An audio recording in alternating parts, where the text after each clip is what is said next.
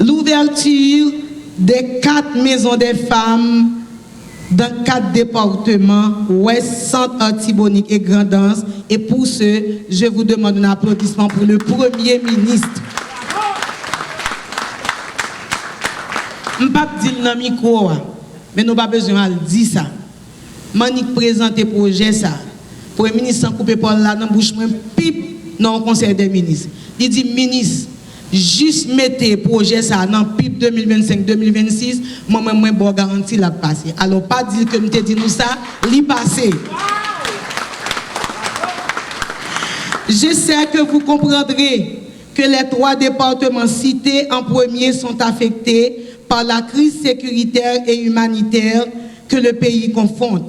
Cependant, le 4e, la Grand'Anse, fait appel à notre devoir de prolongement de la défense des droits des femmes du département de la Grand'Anse que je viens de dire, où les indicateurs de la violence basés sur le genre ne sont pas réjouissants.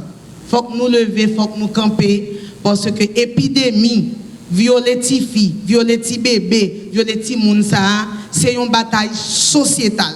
C'est une bataille tout le monde là-dedans et c'est une bataille pour nous gagner parce que excusez-moi l'expression, il y a un mauvais esprit qui monte dans la tête garçon ces jours-ci, c'est violer les monde, violer les filles. Et le ministère de la Justice, merci du fait que ensemble avec le commissaire du gouvernement, avec PNH, nous pourrons mettre note en bas agresseur pour l'esprit ça yo al dans son l'autre côté mais le pape danser il pape continuer à danser sous tes filles avec sous tes jeunes filles nous yo.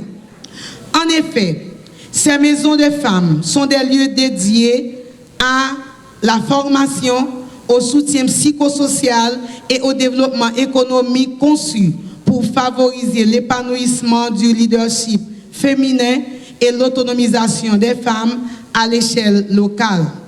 La continuité des actions relatives à l'insertion socio-économique des filles mères et des femmes, que vous allez visualiser tout à l'heure, par la formation dans des métiers traditionnellement réservés aux hommes.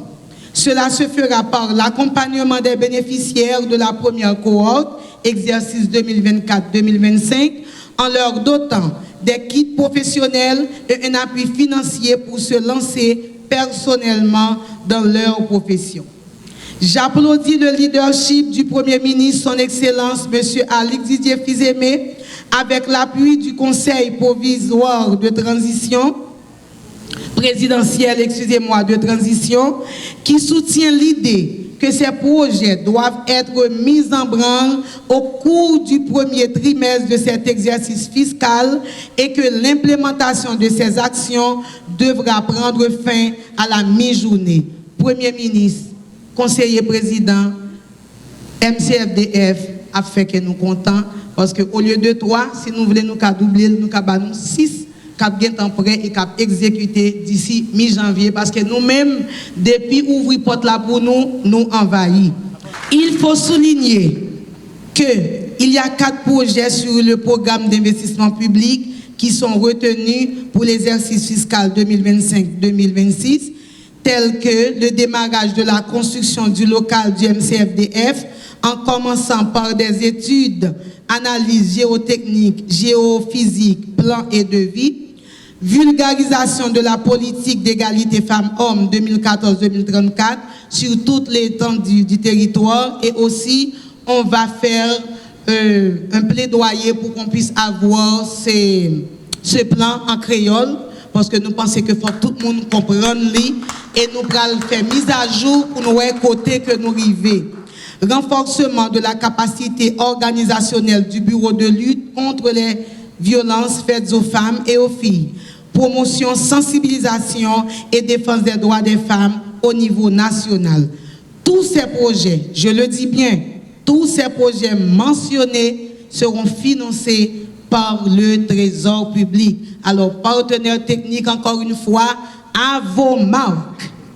Sans compter, à mener à très court terme, la création d'un observatoire national pour le respect du quota constitutionnel en Haïti, un outil de veille et d'évaluation pour garantir l'application effective de la loi dans toutes les instances de décision et assurer la transparence des processus de nomination et d'élection.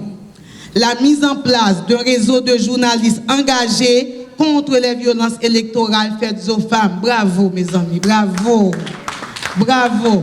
Une initiative visant à informer, sensibiliser et dénoncer les atteintes du droit civique et politique des femmes que depuis qu'on a commencé à intimider sur les réseaux sociaux, depuis où journalistes gagner temps devant yo, c'est attaquer femmes, c'est pour intimider yo, pour yo ka dire si femme kounya yo, mais yo prend sur les réseaux sociaux, moi même pas pral dans l'élection. N'a prend ça dans mes mesdames. N'a foncé puis devant. Alors le réseau des femmes journalistes engagées contre les violences électorales faites aux femmes depuis kounya, il pral commencer travail parce que nous pas qu'à quitter mon intimider nous parce que place de décision yo, place à pouvoir yo pour garçon tant que pour femme. Mise en place du profil genre en Haïti avec l'appui de nos partenaires techniques et financiers dont l'ONU Femmes qui joue un rôle majeur pour la mise sur pied d'une telle initiative. Mesdames, Messieurs, pour conclure, 31 ans d'histoire, un avenir à écrire ensemble.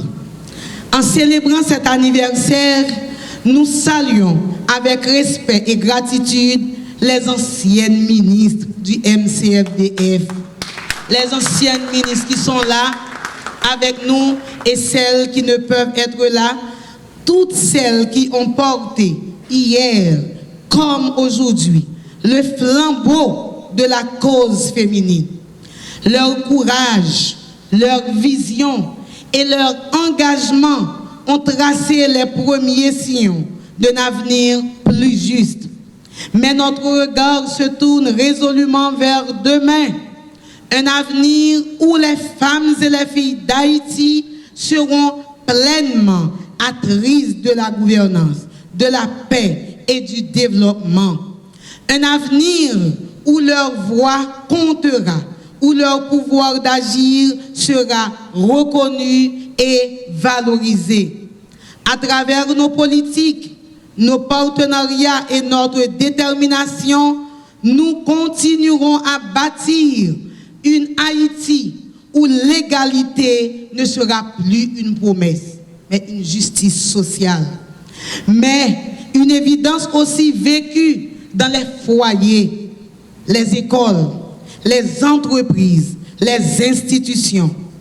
Ensemble, poursuivons la marche vers une Haïti inclusive, forte et résiliente, où chaque femme a sa place, sa voix et sa puissance de transformation. Merci pour votre engagement indéfectible. Merci pour votre présence à nos côtés dans cette noble. Et, même j'ai commencé dans le premier discours, toute organisation femme qu'on elle, avec Pédica Saint-Jean, nous toutes ces ministres conditions femmes. Alors, bon 31e anniversaire, bon combat. Alors, toutes ministres conditions femmes, mettez-nous ensemble avec MCFDF parce que travail la pas petit.